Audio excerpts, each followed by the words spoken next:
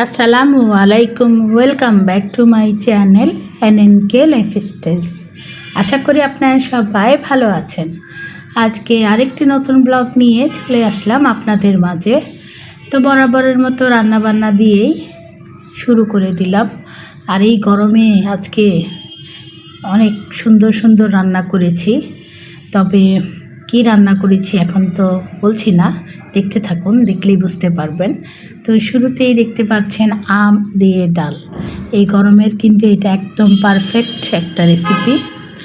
আর কাঁচা আম বের হওয়ার পরে কি পরিমাণে যে আমের ডাল, আম দিয়ে মাছ, আম ভর্তা খেয়েছি বলতে পারবো না।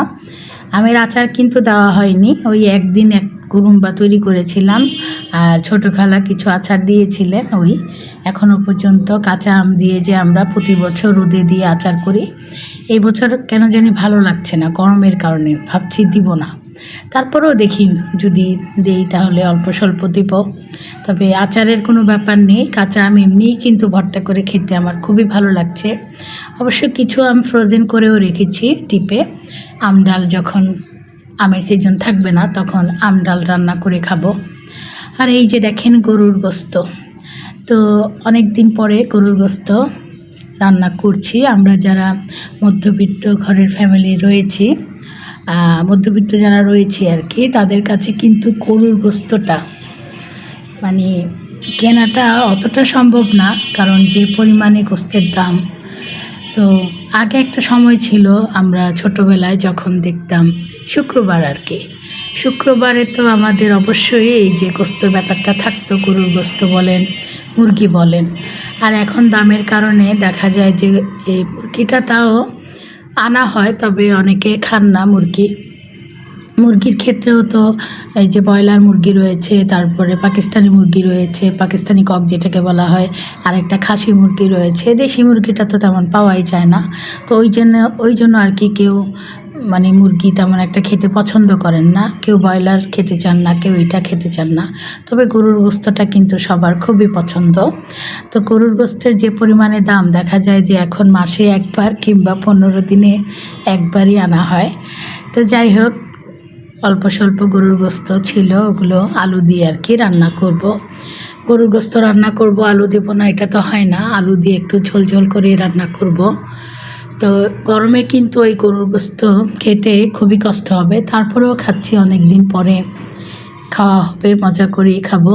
কারণ যতই আমরা মাছ, ছোট মাছ, ডাল ভাজি, ডিম খাই না কেন, যদি হঠাৎ একদিন গোস্ত রান্না করা হয় তাহলে কিন্তু খুবই মানে ভালো লাগে। তো এই যে দেখেন ভাত বসিয়ে দিলাম, গোস্ত তরকারিটাও বসিয়ে দিলাম। প্রথমেই দেখিয়েছি আমি ডাল রান্না করে ফেলেছি, তারপরে গিয়ে লাল শাক দেখতে পাচ্ছেন, মানে দেখানো হয়েছে। লাল শাকগুলো না, এখন গরমে লাল শাকগুলো যেন কেমন, প্রত্যেকটা পাতা মনে হচ্ছে যে সাদা সাদা ছিটা ছিটা। তো শাকগুলো কিন্তু মা আর ভাইয়ের মেয়ে বসে অনেকক্ষণই পাতাগুলো ফেলে সুন্দর করে শাকের গোড়াগুলো ফেলে দিলেন। তো তারপরে আমি পানিতে ভিজিয়ে ধুয়ে আর একটু ছোট ছোট করে কেটে তারপরে শাক ভাজিতে ছোট একটা আলু দেবো, কারণ আমরা লাল শাক ভাজিতে একটা আলু দিয়ে থাকি। আলু দিলে আলুটাও লাল হয়ে যায় আর শাক ভাজিটাও খেতে মানে খুব ভালো লাগে। আর এই যে দেখেন গরুর গোস্ত আলু দিয়ে কষিয়ে নিচ্ছি, তারপরে ঝোলের পানি দিয়ে দেব।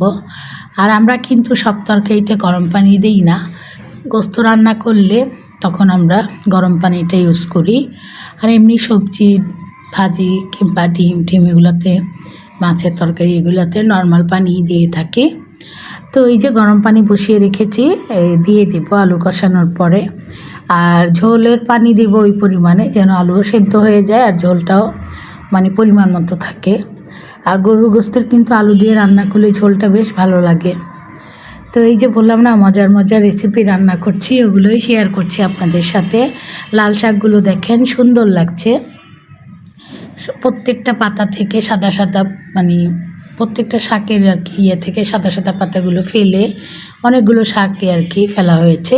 এখন ধুয়ে কুচি করে কেটে নিব। তো এখনকার লাল শাক ভাজি করলে আগের মতো লাল হয় না, গরুর গোস্ত তরকারিটা হয়ে গিয়েছে, মাশাআল্লাহ দেখতে অনেক সুন্দর লাগছে। আর গরুর গোস্ত আপনি যেভাবেই রান্না করেন না কেন, হাতে মেখে এমনি পানি বসিয়ে দিলেও এটা কিন্তু আমার কাছে মনে হয় যে স্বাদ লাগে। তো গরুর গোস্ত রান্নার ব্যাপারে মানে কোনো এমনি বসিয়ে দিলেও খুবই মজা লাগে আমার কাছে মনে হয়। তো গরুর গোস্ত রান্নার কোনো ঝামেলা নেই, ঝটপট হয়ে যায়। তো আমরা তো আর এমনি বসিয়ে দিই না, ভালো মতো কষিয়ে তারপরে আলু কষিয়ে ঝোল দিয়ে সুন্দরভাবেই রান্না করলাম। সব শেষে লাল শাক ভাজিটা করে নিলাম। এই যে একটা আলু ছোট ছোট করে কেটে দিয়েছিলাম। আর বললাম না এখনকার লাল শাক লাল হতে চায় না।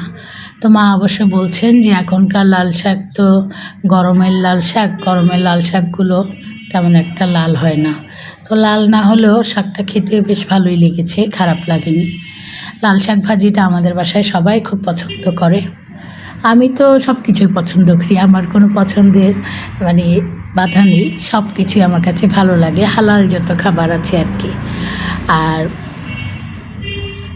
মানে মাছ বলেন, গোস্ত বলেন, ডিম বলেন, সবজি সব কচু থেকে শুরু করে সবই আমার খুবই পছন্দের। তো রান্নাবান্না শেষ করলাম।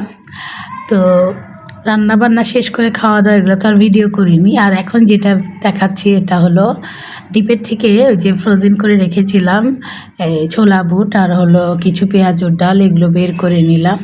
এগুলো কিন্তু সন্ধ্যায় আর কি তৈরি করব, ছোলা ভুনা আর পেঁয়াজু। তো ওগুলো আর আপনাদের সাথে শেয়ার করছি না।